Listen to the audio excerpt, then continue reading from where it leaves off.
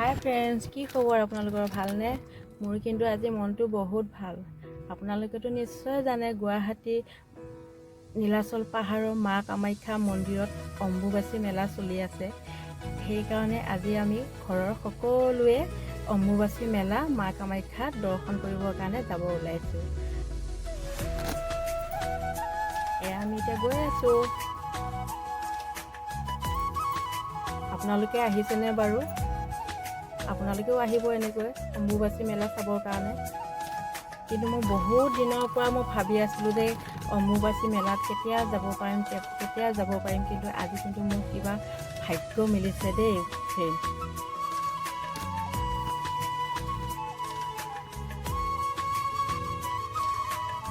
আমি বাৰু আহি পালোহি। এতিয়া আহি গাড়ীৰ পৰা নামি কৰি এতিয়া কোনখিনি যাওঁ তাকে অলপ চিন্তা কৰিছোঁ। আৰু এটা গেট আছিলে, সেইফালে যাব নিদিয়ে।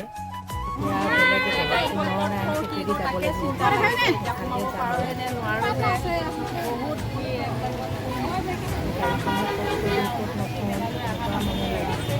গাড়ীখন থ'বৰ কাৰণেও জেগা নাই। এইজনী হৈছে মোৰ মামী আহিছে মোৰ লগত, আৰু মোৰ ল'ৰাটো।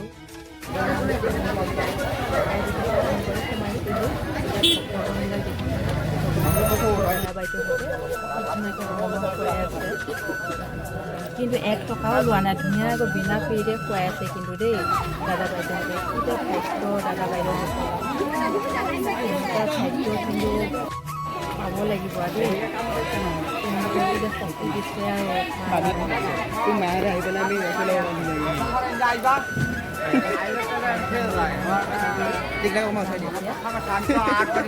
বহুত কিন্তু এনেকুৱাটো জীৱনত প্ৰথমবাৰ নৰনাৰায়ণ সেতুৰ ওপৰেদি যাম আৰু মা কামাখ্যাক দৰ্শন কৰিবৰ কাৰণে। বহুত উঠিছোঁ যে একদম বহুত ভাগৰো লাগিছে। অলপ ভাগৰ লগাৰ কাৰণে অলপ বহি লৈছোঁ, পানী অলপো খাই কৰি ল'লোঁ। কিমান দূৰৰ পৰা যে আহিছে ভক্তগণবিলাক, বহুত আহিছে, অগণন একদম কৈছোঁ নহয়। আপোনালোকেও ফ্ৰেণ্ডছ যদি অহা নাই, আপোনালোকেও আহক। এইকেইদিন চলিয়ে আছে বাৰু, কিন্তু আপোনালোকেও আহক, চাই কৰি যাওকহি। বহুত ধুনীয়া লাগে, ক'বই নালাগে আৰু।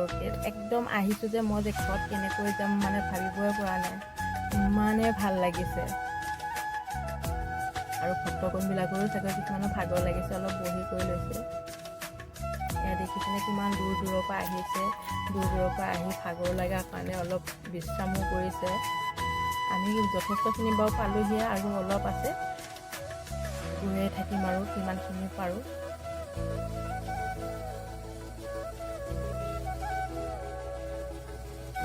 আমি আহি দোকান এখনত সোমালোঁ। দোকানখনত জয় মাতা দি কাপোৰ কিনি আমি মূৰত মাৰিবৰ কাৰণে লৈছোঁ। আৰু এখনত হেনো 10 টকাকৈ লাগে, 4খন ল'লোঁ। আৰু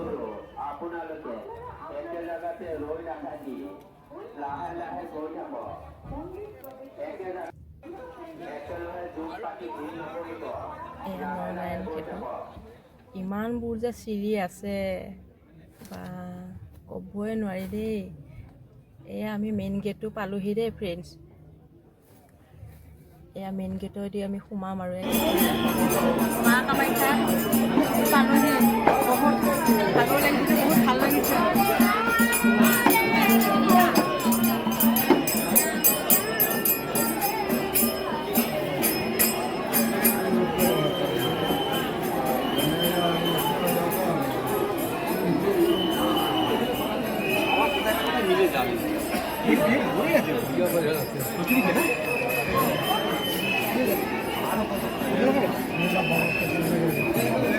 দূৰণিৰ পৰা এইটো হৈছে বলি ঘৰ দেই ফ্ৰেণ্ডছ।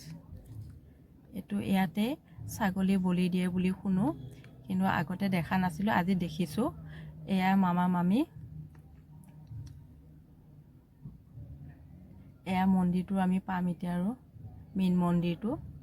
মেইন মন্দিৰতো সোমাবলৈ নিদিয়ে। তথাপিও এই মন্দিৰটোত 5 পাক বা 7 পাক ঘূৰিব লাগে, কিন্তু এতিয়ানো 7 পাক ক'ত ঘূৰিব পাৰিম। ইমান ভক্তগণ, বহুত ভক্তগণ একদম কৈছোঁ নহয়, বহুত হেঁচা ঠেলাৰ কোবত একদম ভিডিঅ'ই কৰিব পৰা নাই ভালকৈ।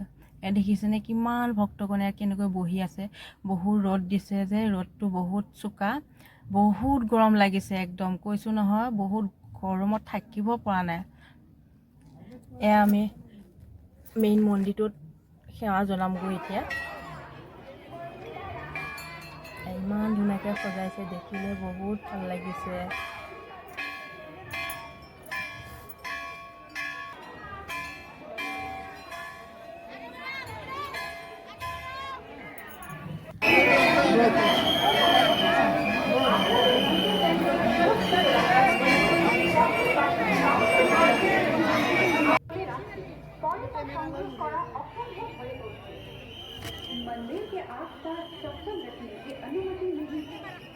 মোৰ যে এবাৰ কি ভাগ্য মিলিছে দেই, মই একদম ভাগ্যখনত হ'ব লাগিব আৰু মা কামাখ্যাক যে দৰ্শন কৰিব যে পাম।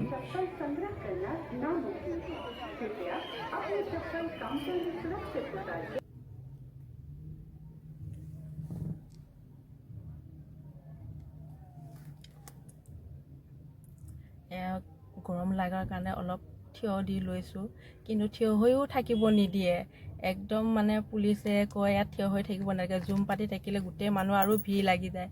ভিৰৰ কোবত একদম কৈছোঁ নহয়, মানুহবোৰ একদম গৰমত থাকিব পৰা নাই যে। এয়া কেনেকৈ দেখিছেনে মা কামাখ্যাক এয়া ধ্যান কৰি আছে।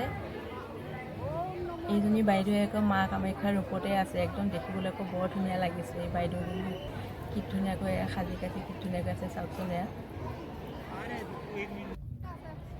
এইটো হ'ল জিৰণি কোঠা। আমি ইয়াত জিৰণি কোঠাত সোমাইছোঁহি।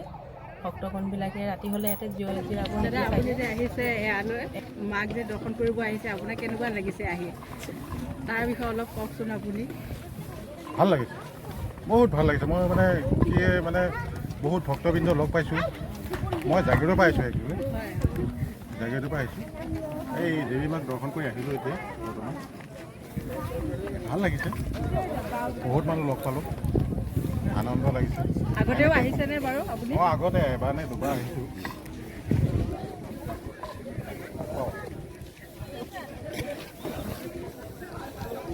আমি আজি গুচি আহিলোঁ দেই, ইমানেই আজি, বাই বাই।